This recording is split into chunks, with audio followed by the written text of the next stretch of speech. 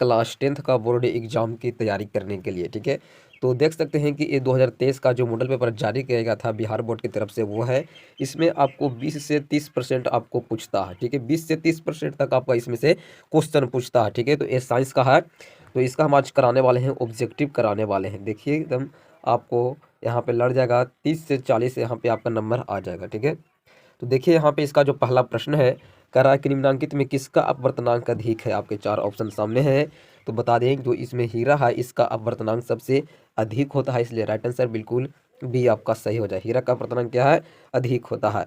चलिए अगला प्रश्न की ओर, कि अवतल दर्पण की फोकस दूरी होता है। बताइए इसमें कि अवतल दर्पण की फोकस दूरी क्या होता है।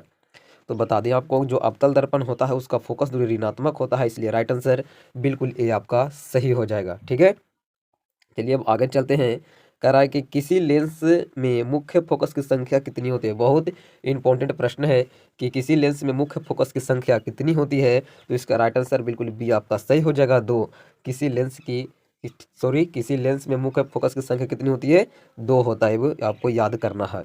चलिए अगला प्रश्न है कि दाढ़ी बनाने में कौन सा दर्पण प्रयुक्त होता है। ये आप लोग भी जानते होंगे, बहुत प्रचलित ये प्रश्न है कि जो अवतल दर्पण है उसका प्रयोग किया जाता है दाढ़ी बनाने में। ठीक है, दाढ़ी बनाने में कौन सा दर्पण प्रयोग होता है, अवतल दर्पण का प्रयोग किया जाता है।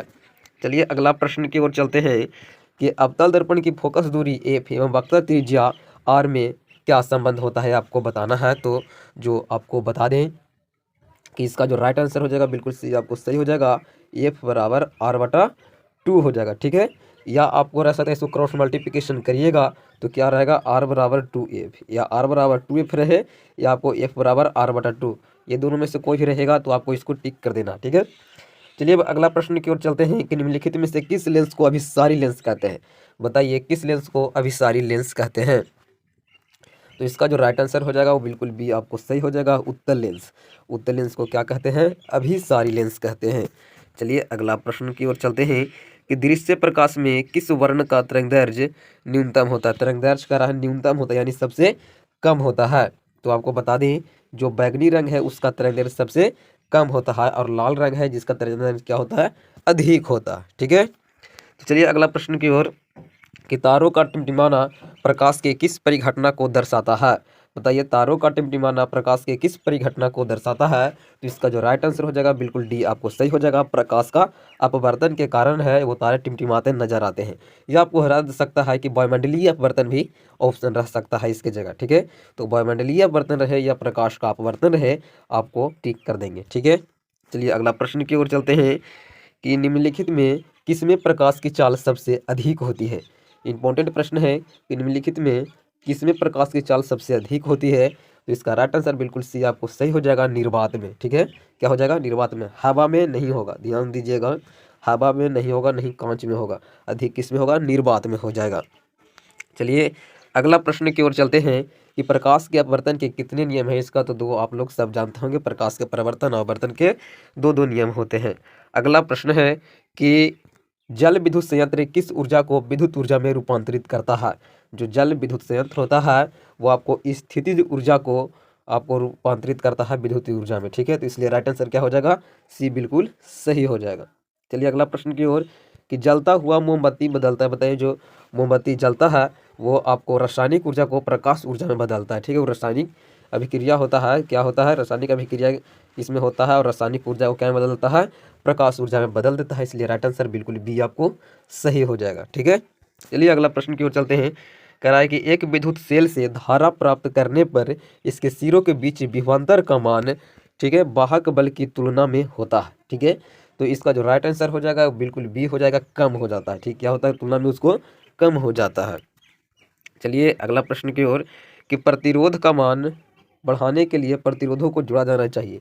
ठीक है, प्रतिरोध का जब हम मान बढ़ाना चाहते हैं तो उसको हम श्रेणी क्रम में जोड़ेंगे, तो इसलिए राइट आंसर क्या हो जाएगा, बिल्कुल बी आपको सही हो जाएगा। अगर आपको यहाँ पे बढ़ाने की जगह घटाने रहता तो आप समांतर क्रम में टिक कर देते, लेकिन हम बढ़ाने के लिए तो इसको राइट आंसर क्या हो जाएगा, बिल्कुल बी सही हो जाएगा। अगला प्रश्न है, विद्युत चुंबक बनाने के लिए प्रायः किस छड़ का उपयोग होता है। बताइए जो विद्युत चुंबक बनाते हैं, जो विद्युत चुंबक वो नरम लोहा होता है, क्या होता है, नरम लोहा होता है विद्युत चुंबक। और जो अस्थाई चुंबक होता है उसमें इस्पात होता है। अगर अस्थाई चुंबक पूछे तो इस्पात हो जाएगा, लेकिन आपको क्या है, विद्युत चुंबक तो नरम लोहा हो जाएगा, ठीक है, बिल्कुल 20 सही हो जाएगा। अगला प्रश्न चलते हैं कि उच्चतर ताप पर कौन सी प्रक्रिया पूरी की जाती है, बताइए उच्चतर ताप पर कौन सी प्रक्रिया है जो पूरी की जाती है। तो इसका जो राइट आंसर हो जाएगा दोस्तों, देखिए यहाँ पे बी भी हो सकता है, ठीक है, नाभिकीय संलयन भी हो सकता है और नाभिकीय विखंडन भी यहाँ पे हो सकता है, ठीक है। तो इसलिए आपको सी सही हो जाएगा, ए और बी दोनों हमारे हिसाब से सही हो जाएगा, क्योंकि दोनों में जो होता है वो अभिक्रिया होता है, ठीक है। तो हमारे हिसाब से सी सही हो जाएगा, ठीक है। चलिए अगला प्रश्न की ओर चलते हैं कि सौर ऊर्जा को सीधे विद्युत में बदलने वाली युक्ति है, यानी कि सौर ऊर्जा को विद्युत में कौन बदलता है, कौन सा युक्ति बदलता है। तो इसको जो राइट आंसर हो जाएगा वो बिल्कुल आपका 20 सही हो जाएगा, सौर सेल। सौर सेल है जो विद्युत ऊर्जा में सॉरी सौर ऊर्जा को सीधे विद्युत ऊर्जा में बदलता है, सौर सेल, ठीक है। सौर कुकर यहाँ पे नहीं होगा। चलिए अगला प्रश्न की ओर चलते हैं कि पवन विद्युत जनित्र में पवन की चाल कम से कम कितनी होनी चाहिए। ये मैंने आपको सब पढ़ा चुके हैं। तो चलिए नया स्टूडेंट हैं तो वीडियो को लाइक करें, चैनल को भी सब्सक्राइब जरूर कर लीजिएगा, ठीक है।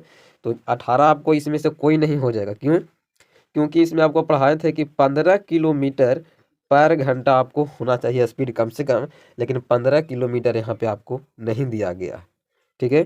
तो देखिए यहाँ पे लिखा हुआ 12 से 14 किलोमीटर, ये नहीं होगा, क्या होगा 15 किलोमीटर पर आवर होना चाहिए, इसलिए इनमें से कोई नहीं हो जाएगा, ठीक है। चलिए अगला प्रश्न की ओर चलते हैं। सेल का विद्युत वाहक बल है, ठीक है, 19 नंबर आपका जो प्रश्न है वो आपका क्या है, सेल का विद्युत वाहक बल है। तो इसका जो राइट आंसर हो जाएगा बिल्कुल बी आपको सही हो जाएगा, सेल द्वारा इकाई या बेस पर किया गया कार्य है वो सही हो जाएगा, ऑप्शन नंबर बी आपको सही हो जाएगा। चलिए अगला प्रश्न की ओर चलते हैं। तो करा घरेलू परिपथ में मुख्य रूप से, ठीक है, किसकी आपूर्ति होती है। जो हमारे घरों में बिजली होती है वो जानते हैं कि आपको एसी रहता है, ठीक है, अल्टरनेटिंग करंट रहता है, ठीक है, प्रत्यावर्ती धारा जिसको हिंदी में कहते हैं। राइट आंसर बिल्कुल ए आपको सही हो जाएगा, प्रत्यावर्ती धारा। अगला है आपका कि वर्ण विक्षेपण असंभव है, ध्यान से, वर्ण विक्षेपण असंभव है, इसका राइट आंसर आपको क्या हो जाएगा। तो आपको बता दें इसमें कम से कम विक्षेपण होने के लिए आपको दो माध्यम की आवश्यकता होती है। तो यहाँ पे कांच में भी हो जाएगा, संभव है, ठीक है, और जल में भी संभव है और फाइबर में भी संभव है, यानी निर्वात में संभव नहीं है। इसलिए राइट आंसर क्या हो जाएगा, बिल्कुल आपको बी सही हो जाएगा, निर्वात में असंभव है, निर्वात में संभव नहीं है, ठीक है, वर्ण विक्षेपण, ये आप याद रखिएगा। चलिए अगला प्रश्न है कि वायु में रखा एक कांच का प्रिज्म आपतित किरण को मोड़ देता है, बताइए जो वायु में अगर रख देते हैं कांच का जो प्रिज्म है वो किस तरह से मोड़ देता है, किरण को किस तरह मोड़ देता है आपको बताना है। तो इसका जो राइट आंसर हो जाएगा बिल्कुल सी आपको सही हो जाएगा, ठीक है, आधार से दूर, आधार से दूर क्या होता है, मोड़ देता है। इसका राइट आंसर क्या हो जाएगा, बिल्कुल सी सही आपको सही हो जाएगा। अगला प्रश्न की ओर चलते हैं कि आपको जिंक प्लस ऑक्सीजन को जोड़ रहे हैं तो जिंक ऑक्साइड बन रहा है, ठीक है, यानी कि इसमें ऑक्सीजन का योग हो रहा है। तो ऑक्सीजन का योग होता है तो क्या होता है, उपचयन होता है, जिसे आप ऑक्सीकरण कहते हैं, ठीक है, ऑक्सीडेशन इंग्लिश में बोलते हैं और हिंदी में इसको उपचयन या ऑक्सीकरण कहते हैं। चलिए अब अगला प्रश्न की ओर चलते हैं। खाने वाला सोडा का रासायनिक सूत्र बताना इसमें। तो जो खाने वाला सोडा होता है वो सोडियम बाइकार्बोनेट होता है, इसलिए राइट आंसर ए हो जाएगा, NaHCO3 होता है खाने वाला सोडा का सूत्र होता है। चलिए अगला प्रश्न है, कमरे के ताप पर द्रव अवस्था में रहने वाली धातु है, बताइए कमरे के ताप पर द्रव अवस्था में रहने वाली धातु का नाम आपको बताना है। तो इसका जो राइट आंसर हो जाएगा बिल्कुल आपको 20 सही हो जाएगा, पारा। पारा ही ऐसा धातु है जो आपको कमरे के ताप पर द्रव अवस्था में पाया जाता है। लेकिन आपको यहाँ पे अधातु पूछ देता कि कौन सा धातु है, तो यहाँ पे क्या हो जाता है, ब्रोमीन हो जाता है, क्या हो जाएगा, ब्रोमीन हो जाएगा, आपका पूछेगा तो अधातु, ठीक है। चलिए अगला प्रश्न है कि आवर्त सारणी के शून्य समूह का तत्व कौन है, शून्य समूह के तत्व कौन है।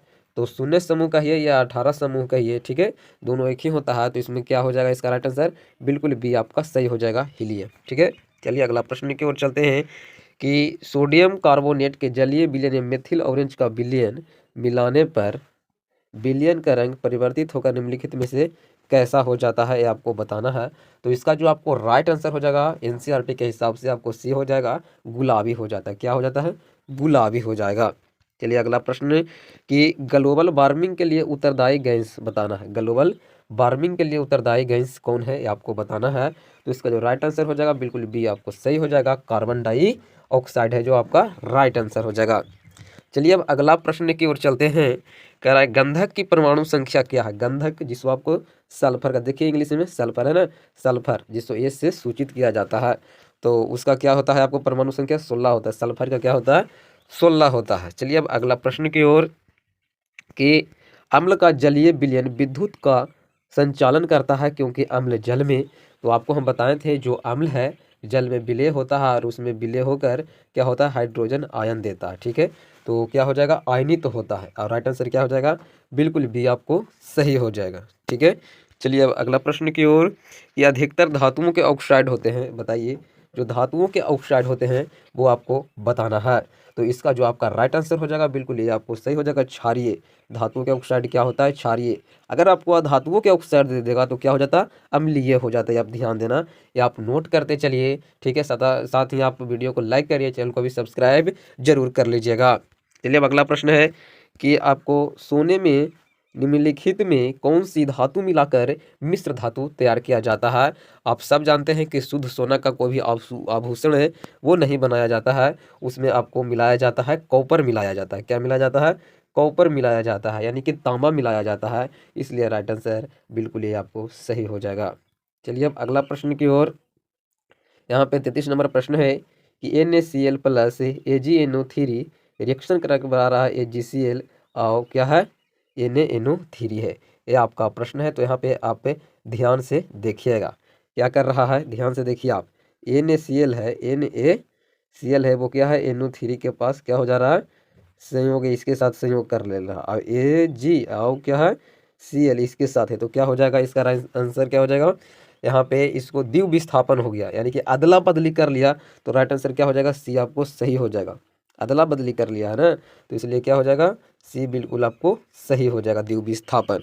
चलिए अब अगला प्रश्न की ओर चलते हैं कि सिलिकॉन क्या है। ठीक है, सिलिकॉन क्या है ये आपको बताना है, तो इसका जो आपको राइट आंसर हो जाएगा बिल्कुल सी आपको सही हो जाएगा। ठीक है, एक उपधातु है सिलिकॉन, क्या है एक उपधातु है। ठीक है, चलिए अगला प्रश्न की ओर कि वे तत्व जिनके बाहरी सेल पूर्ण रूप से भरे होते हैं कहलाते हैं। बताइए पूर्ण रूप से जब कोई भी ठीक है तत्व के बाहरी सेल भरा जाता है तो उसका जो क्या कहते हैं उसे हम उत्कृष्ट गैस कहते हैं, यानी कि नोबेल गैस कहते हैं। तो इसलिए राइट आंसर बिल्कुल डी आपको सही हो जाएगा।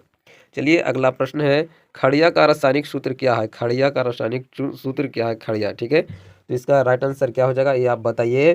तो इसका राइट आंसर क्या होगा, तो इसका राइट आंसर बिल्कुल डी आपको सही हो जाएगा। कैल्शियम कार्बोनेट, खड़िया कहिए इसको संगमरमर कहिए, ठीक है सब इसको बोलते हैं। चलिए अगला प्रश्न की ओर चलते हैं कि निम्नलिखित में कौन सबसे अधिक अम्लीय है। ठीक है, सबसे अधिक अम्लीय 37 नंबर क्वेश्चन है, तो इसका जो राइट आंसर हो जाएगा बिल्कुल ए आपको सही हो जाएगा। SO2 है जो सबसे अधिक अम्लीय है। चलिए अब अगला प्रश्न की ओर चलते हैं निम्नलिखित में कौन एल्काइन है। ठीक है, एल्काइन है 38 नंबर आपका जो प्रश्न है एल्काइन, तो इसका राइट आंसर क्या हो जाएगा बिल्कुल सी सही हो जाएगा। इसका सामान्य सूत्र क्या होता है CnH2n-2 होता है। तो अब यहाँ पे हम 2 रखेंगे तो क्या हो जाएगा 2, यहाँ पे क्या हो जाएगा H में 4 में से 2 घटेगा तो 2, यानी कि C2H2 मेरा क्या है एल्काइन है। चलिए अगला प्रश्न की ओर चलते हैं हम। तो क्या है अगला प्रश्न कि आपका निम्न में से कौन यौगिक ईंधन के रूप में इस्तेमाल किया जाता है। 40 नंबर प्रश्न है, तो आपको बता दें जो एथेनॉल है उसका हम ईंधन के रूप में इस्तेमाल कर सकते हैं, इसलिए राइट आंसर क्या हो जाएगा बिल्कुल सी आपको सही हो जाएगा। ठीक है, तो फटाफट वीडियो को लाइक कर दीजिए, चैनल को भी सब्सक्राइब कर लीजिए। मिलते हैं अगले वीडियो में।